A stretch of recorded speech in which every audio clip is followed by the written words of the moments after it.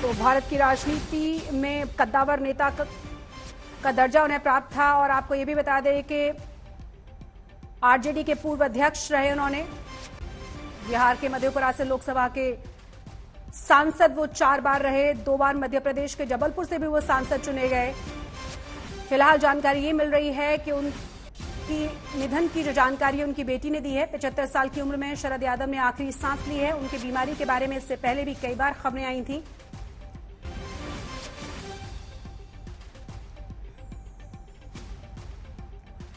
तो जेडीयू के पूर्व अध्यक्ष शरद यादव के बारे में इस वक्त बड़ी और अहम खबर बता रहे हैं। 75 साल की उम्र में शरद यादव ने आखिरी सांस ली है, ये जानकारी उनकी बेटी ने दी है। इस खबर पर तमाम जानकारी के साथ हमारी संवाददाता पौलमी साहा जुड़ गई हैं। पौलमी, और क्या जानकारी है?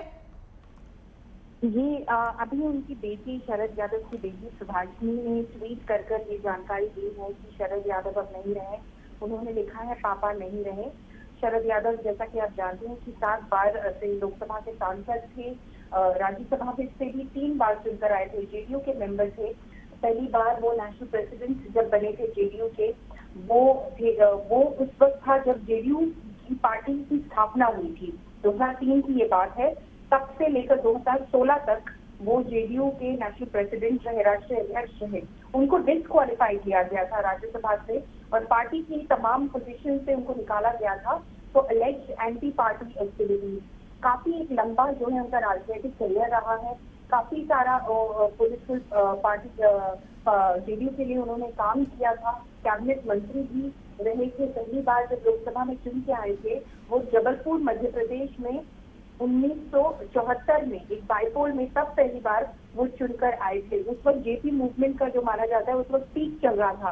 तब उनको पहली बार कैंडिडेट के तौर पे खुद जयप्रकाश नारायण ने उतारा था राजनीतिक बैटलफील्ड में, और उनको उस वक्त इलेक्शंस के लिए उतारा था। तो काफी एक लंबा चौड़ा उनका करियर रहा है, जो खास तौर पर जेडीयू के साथ वो करियर रहा है। कैबिनेट मिनिस्टर रहे, काफी सारे पोर्टफोलियोज उनके सेंटर में रहे हैं, टेक्सटाइल, फूड प्रोसेसिंग इंडस्ट्रीज वगैरह, ये सारे पोर्टफोलियोज उन्होंने हैंडल किए। लेबर, सिविल एविएशन भी एक टाइम पर उन्होंने हैंडल किया, consumer affairs, food and public distribution. तो काफी सारे कमिटीज में रहे, काफी सारे पोर्टफोलियोज हैंडल किए। और जैसा कि मैंने कहा, राष्ट्रीय अध्यक्ष थे जेडीयू के फॉर्मेशन से 2003 से 2016 तक, जब उन्हें जेडीयू से निकाल बाहर किया एंटी पार्टी एक्टिविटीज के लिए। बिल्कुल पौलमी, उनकी सेहत के बारे में कुछ दिन पहले भी जानकारी थी कि उनकी तबीयत ठीक नहीं है। क्या इसके बारे में भी कुछ जानकारी दी गई है उनकी बेटी की तरफ से? जी बिल्कुल, वो जो थे वो काफी टाइम से उनकी तबीयत जो थी वो ठीक नहीं चल रही थी। लास्ट में जब वो एडमिटेड थे, वो गुड़गांव में फोर्टिस हॉस्पिटल में, जो हमारी जानकारी है, वहां पर एडमिट थे। तो उस वक्त उनकी तबीयत काफी खराब चल रही थी और इसी के चलते अब जो खबर आ रही है वो उनकी बेटी, जो एक तरह से उनके साथ खड़ी थी। बहुत सालों से हम देख रहे थे कि सुभाषिनी शरद यादव जो है वो मीडिया से भी अपने पापा के साथ बैठकर इंटरेक्ट करती थी। एक तरह से वो अपने पापा के लिए उनकी स्पोक्स पर्सन भी बन गई थी, क्योंकि पापा उनके जो थे वो काफी कमजोर थे, उनकी तबीयत उनकी काफी खराब थी। तो मीडिया से जो था शरद यादव का काफी लगाव था। वो काफी इस तरह के मीडिया फ्रेंडली जो माने जाते हैं एक नेता थे। तो काफी टाइम बैठकर बातें करती थी, पर हम सब ने देखा था कि उनकी तबीयत जो है काफी खराब चल रही थी, काफी दिन से खराब थी। बिल्कुल पौलमी, बनी रहे आप हमारे साथ हमारे संवाददाता रोहित भी जुड़ गए हैं। रोहित, ये बहुत बड़ी खबर है। बिहार के कद्दावर नेता और राजनीतिक गुरु उन्हें नीतीश कुमार का कहा जाता था।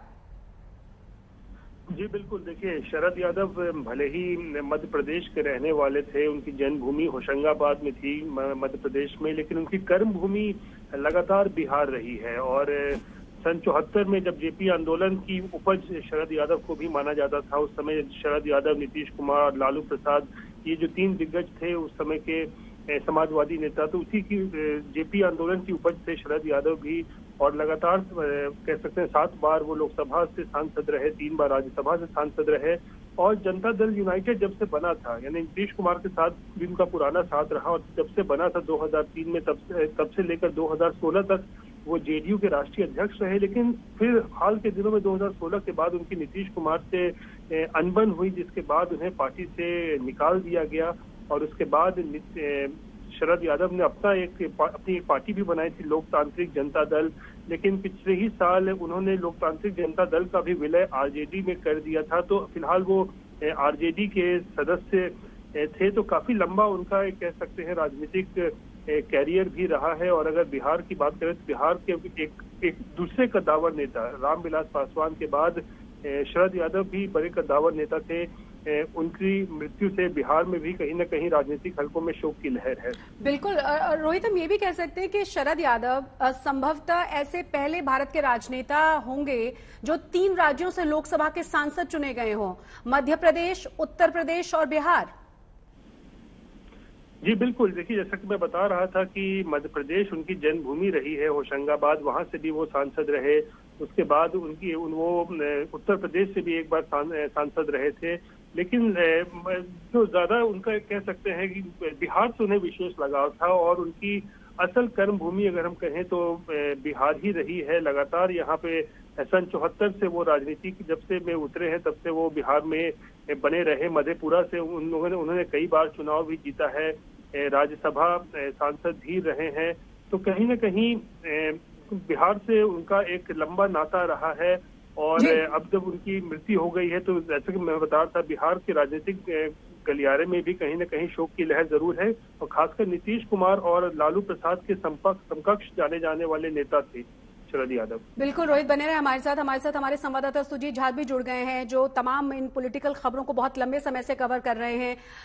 सुजीत, बहुत बड़ा नुकसान कम से कम बिहार की राजनीति के लिए, जैसा कि लगातार रोहित भी कह रहे हैं कि बेशक वो मध्य प्रदेश में पैदा हुए लेकिन उनकी जो कर्म भूमि रही वो बिहार रही। बिल्कुल, बिहार से ही आप समझ लीजिए एक तरह से उनके वो राजनीतिक ऊंचाइयों तक पहुंचे। और एक कह सकते हैं कि कांग्रेस के खिलाफ उनका जो राजनीतिक शुरुआत रही है वो बिहार से ही रही है, समाजवाद को लेकर खास तौर पर। और जो हम कह सकते हैं कि 3 बार राज्यसभा के मेंबर रहे, अभी राष्ट्रीय जनता दल में थे, इससे पहले जनता दल यूनाइटेड में काफी लंबे समय तक रहे, अध्यक्ष रहे, जनता दल के अध्यक्ष रहे। तो ये बहुत लंबा उनका संबंध रहा। एक तरह से कहा जाए तो उनकी राजनीतिक कर्मभूमि बिहार की मधेपुरा से शुरू होती है। मधेपुरा में उन्होंने इस तरीके से मधेपुरा को अपना लिया था उन्होंने, और वहां पर उन्होंने अपना घर भी बना लिया।